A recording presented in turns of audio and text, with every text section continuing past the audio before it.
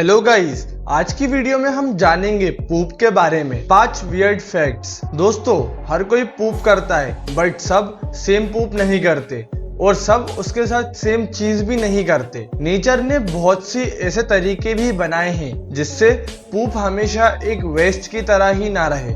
कहीं जगहों पे ये यूजफुल भी होता है। तो दोस्तों, ज्यादा वक्त ना लेते हुए वीडियो को शुरू करते हैं। गाइस, बहुत से न्यूली बॉर्न बर्ड्स पूप को एक जगह कलेक्ट कर लेते हैं उनकी बॉडीज में, जिसे फीकल सैक कहते हैं। इनकी इंटेस्टाइन पूप को एक स्ट्रॉन्ग मेम्ब्रेन में पुश कर देती है।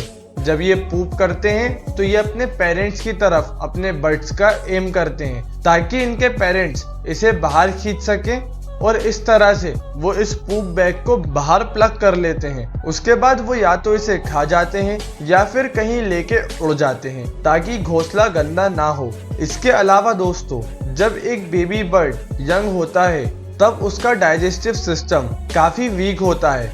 इस वजह से वो इनका खाया हुआ ज्यादा कुछ डाइजेस्ट नहीं कर पाता और इसी वजह से इनके पूप में काफी सारा अनडाइजेस्टेड न्यूट्रिशन मिल जाता है। वैसे देखा जाए तो एक तरीके से वो पूप करके सिर्फ अपने पेरेंट्स को एक हेल्दी स्नैक ही दे रहे हैं और इससे पेरेंट्स को न्यूट्रिशन ही मिलता है। और फिर जैसे धीरे धीरे ये बड़े होने लगते हैं तो इनकी पूप में बैक्टीरिया भी बढ़ने लगते हैं और तब इनके पेरेंट्स इसे खाना बंद कर देते हैं। फोर्थ, गाइस, रैबिट्स अपना खुद का ही पूप खाते हैं और अगर आप में से किसी के पास रैबिट्स हैं तो आपने ये चीज देखी भी होगी। इस चीज के पीछे का रीजन ये है कि उनका डाइजेस्टिव ट्रैक इतना स्ट्रॉन्ग नहीं है कि वो एक बारी में फूड से सारा न्यूट्रिशन निकाल लें। इसी वजह से वो खुद का पूप खाते हैं ताकि उसमें से बचा हुआ न्यूट्रिशन पूरी तरह से एब्जॉर्ब कर सके। बट दोस्तों, कुछ बेबी रैबिट्स को उनकी मम्मी अपना पूप खिलाती है। ऐसा इस वजह से क्योंकि इस पूप से उन्हें कुछ बैक्टीरिया मिलता है जो डाइजेशन में हेल्प करता है और बेबी रैबिट्स में ये बैक्टीरिया नहीं रहता। इसलिए जब तक वो बड़े ना हो जाएं तब तक उन्हें यह बैक्टीरिया अपने पेरेंट्स के पूप से ही मिलता है। थर्ड, अब दोस्तों, जैसे कुछ चिड़ियाएं पॉटी का सैक बनाती हैं अपने नेस्ट को क्लीन रखने के लिए, वैसे ही पेंगुइन्स का खुद का तरीका है उनका घर साफ रखने के लिए। गाइस, साइंटिस्ट ने रिसेंटली पेंगुइन्स पे एक स्टडी की है जिसमें उन्होंने पता लगाया कि पेंगुइन्स इतने प्रेशर के साथ पूप कर सकती है कि उनका पूप 4 फीट दूर तक जा सकता है। इसके अलावा रिसर्चर्स ने यह पता लगाया कि ग्राउंड पे पेंगुइन्स का वाटरी पूप 4 मीटर तक भी जा सकता है। इसके अलावा दोस्तों, पेंगुइन के पूप में काफी नाइट्रोजन होता है उनकी डाइट की वजह से, और जब ये मिट्टी पे पूप करते हैं तो वहां पे प्रेजेंट बैक्टीरिया इसे नाइट्रस ऑक्साइड में कन्वर्ट कर देता है, जो कि कॉमनली लाफिंग गैस के नाम से जाना जाता है। सेकेंड, गाइस, पांडास ऑलमोस्ट उनका पूरा दिन खाते हुए ही बिताते हैं और इसका ये मतलब है कि साथ ही साथ वो अपना पूरा दिन पूप करते हुए भी गुजारते हैं। एक पांडा एवरेज 10 किलो पूप करता है पूरे दिन में और जूज या फिर पांडा कंजर्वेशन सेंटर्स के लिए इतना सारा पूप डिस्पोज करना काफी एक्सपेंसिव हो सकता है और इसी वजह से इन जूज या पांडा कंजर्वेशन सेंटर्स ने एक आइडिया एलिफेंट कंजर्वेटरीज से लिया। गाइस, एलिफेंट्स अप्रोक्स 50 केजी पूप प्रोड्यूस करते हैं दिन भर में और उनकी पूप का बहुत सा हिस्सा फाइब्रस प्लांट मटेरियल होता है।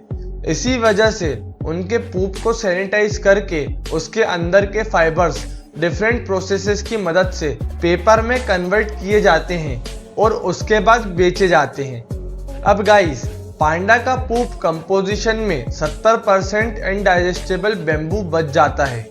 इसी वजह से पांडा के पूप से भी कुछ प्रोडक्ट्स बन जाते हैं जैसे कि टॉयलेट या फिर टिश्यू पेपर। अब दोस्तों, अगली बार से कोई टिश्यू या टॉयलेट पेपर यूज करने से पहले सोचिएगा जरूर, वो किसी पांडा या एलिफेंट के पूप से बने हुए भी हो सकते हैं। फर्स्ट, दोस्तों, अगर आप कभी किसी हिप्पो को जमीन पे पूप करते देखें तो उससे जल्द ही दूर हो जाएं, क्योंकि हिप्पोज अपनी टेल से इस पूप को 10 मीटर के दायरे में फैला देते हैं अपने टेरिटरी मार्क करने के लिए। और जब ये पानी में पूप करते हैं तो उससे मछलियों को काफी नुकसान होता है। अब दोस्तों, जैसा कि सबको मालूम है कि hippos one of the largest land animals में से एक हैं पूरी दुनिया के। अब ये पूरी रात जमीन पे से खाते हैं और अपना पूरा दिन ऑलमोस्ट पानी में बिताते हैं सूरज से बचने के लिए। इसी वजह से ये पानी में काफी पूप भी करते हैं। कुछ साइंटिस्ट ने स्टडी की मारा रिवर के हिप्पोस पे, जो कि तंजानिया और केन्या की बॉर्डर पे हैं, और उन्होंने कैलकुलेट किया कि अप्रॉक्स 4000 हिप्पोस दिन का 8500 किलो पूप करते हैं पानी में। अब ये वेस्ट रिवर के बॉटम में जमा हो जाता है और जब ड्राई सीजन आता है तो रिवर का पानी टॉक्सिक केमिकल्स से भर जाता है पूप की वजह से। अब यहाँ पे प्रेजेंट बैक्टीरिया पूरा न्यूट्रिएंट खाता है उसमें से, बट इसी चीज के लिए काफी ऑक्सीजन भी यूज करता है, जो कि फिशेस के लिए काफी इंपॉर्टेंट होता है सांस लेने को। और अगर थोड़ी हेवी रेन हो जाए तो उस वजह से रिवर के नीचे जमा ये पूप बह के आगे भी बढ़ सकता है, जिस वजह से एक मैसिव अमाउंट फिशेस का सफोकेट होता है।